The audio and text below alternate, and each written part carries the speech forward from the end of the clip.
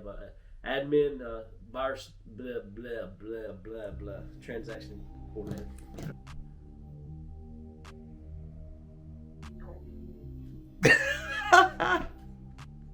I'm working on it here. I don't know how to piece together.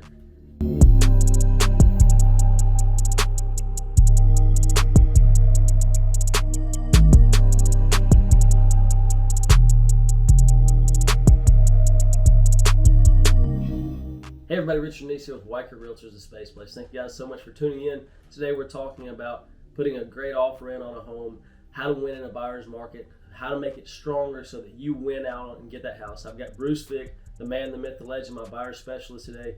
And Bruce is going to tell us what are some of the strategies that you're using right now to help buyers win. Some of the strategies that we're coming in with is just making sure that we're pre-approved, maybe an advanced approval, something other that makes our offer a little bit stronger, something we can close quicker with. We also try and figure out on the front end what we're going to need for closing costs, because a lot of sellers aren't paying any closing costs. You're not getting any concessions right now. So you can't just come in and ask for a, $5,000 off to pay for closing costs. And that was common in the market 2, 3, 5 years ago, especially in USDA areas. But now things are having to change. I know that VA loans, USDA loans, people are actually having to bring closing costs in order to win in that situation. That's correct. Yeah, we have USDA loan, VA loans that we're having to come up with cash and bring it ourselves, even though it's 100% financing, and that's the kind of the goal behind those loans, is to not use too much cash out of pocket. We're having to bring it to offset. We have looked at the possibility of finding a home that's maybe just undervalued a little bit, and then being able to win that bid and include those closing costs, roll them up necessarily to be able to ask for them, Absolutely. Give them $5,000 over to get $5,000 in closing. It seems like that's few and far between right now, especially with all the investors coming in the area. So Bruce, I know that one of the things that people are doing right now is a light cash offer or using a third-party company. You want to mention briefly what that's about? Yeah, so just in a nutshell, you take a company that comes in and says, hey, okay, well, they're qualified for this much, so we'll pay cash for the property up front, and then we'll refinance with them on the backside, essentially buying the home for them and then selling it back to them. That's right. Some other things that you guys are doing are, I know Alabama is a caveat emptor state, buyer beware. Correct. But how are you strategizing as far as a home inspection goes? I always recommend to get a home inspection regardless, even as an investor. Always. I do that. But Bruce, you want to talk about what you're using? So I tell my folks, get a home inspection, because we're only going to see what's on the top, and then we're not experts at, the electrical of the house or the plumbing of the house. What we've done a lot, though, is say, hey, we're going to get a home inspection. We're not going to ask for repairs, but we want to make sure that the house is somewhat solid, and also so we can use that home inspection list as a repair list going forward. That's right. So it kind of helps in two ways. It helps make the process a little bit easier, a little bit smoother, less worrisome that we're going to ask for a bunch of repairs. And I think the discovery word is important there. It's for discovery purposes only. We're not going to ask for repairs. What that does is allow you to essentially be similar to a cash offer, where it's as is, where is. But if there's a major problem, it gives you the protection to back out of it if needed be. Right. If it's like an inaccessible crawl space for us just walking around the home when we're viewing the home with the buyer, and then the home inspector gets in there and the crawl space is full of water. That's something other that you're not going to want that home necessarily. Well, and with VA and USDA, FHA, there are certain requirements regardless. But that's something that in some cases the buyers can actually pay for those repairs to be done if necessary. We've done that before. Yep. We've had buyers pay for some of the repairs just to get it done, just to get it to qualify to move forward. And that's how tough the market is right now, especially as a buyer's agent. It is definitely a seller's market.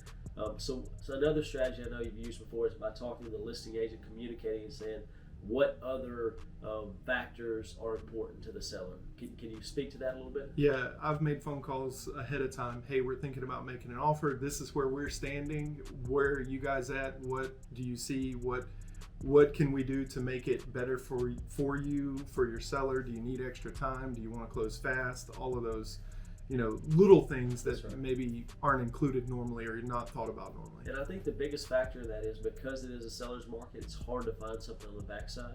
it's reassuring and really refreshing for a seller to be able to say, you know what, I want to have an extra 60 days to find my next house. That's right. If they're willing to wait, we're willing to work with them on it. Doesn't always happen, but sometimes you can get a bigger house for less money because you're willing to help them on something like that. That's exactly right. And those are some of the things that we look for whenever we are working with, say, a VA or a USDA, is trying to find that extra little item that's going to make it easier, or better, or make us more appealing to that seller. It never hurts to call somebody and just ask. Absolutely. So Bruce, are there any other factors that you think that are beneficial for making a strong offer? Obviously having representation is important because we've done so many of these things. We know how some things work, how we can press in other ways. Is there anything else that you can think of that would add to or benefit buyers right now?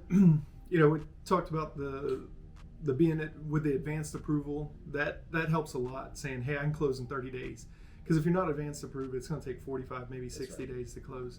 That's a big one that's helping right now. The home inspection, taking it as is, discovery purposes only, that works for us. And then something as simple as, where do you want to close? That's right. Do you want to close to your new home? Are you buying another home that you have to close? Something like that can make or break a deal.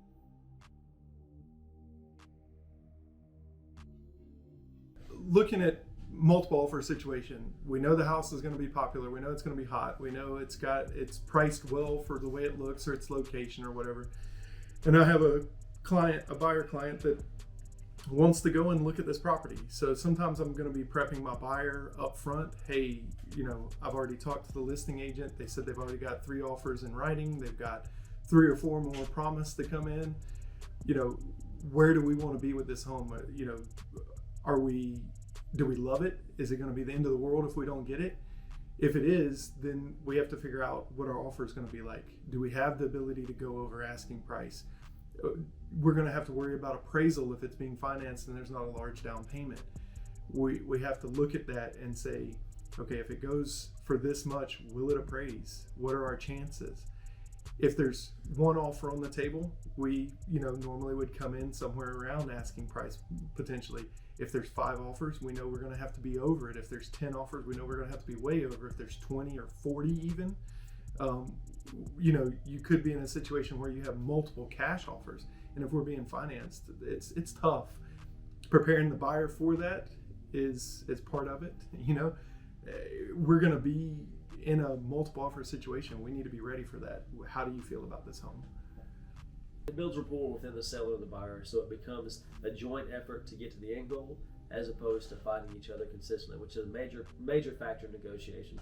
So these are just a few of the things that we offer with the Richard Neese team because we truly believe in helping good people get to a better place.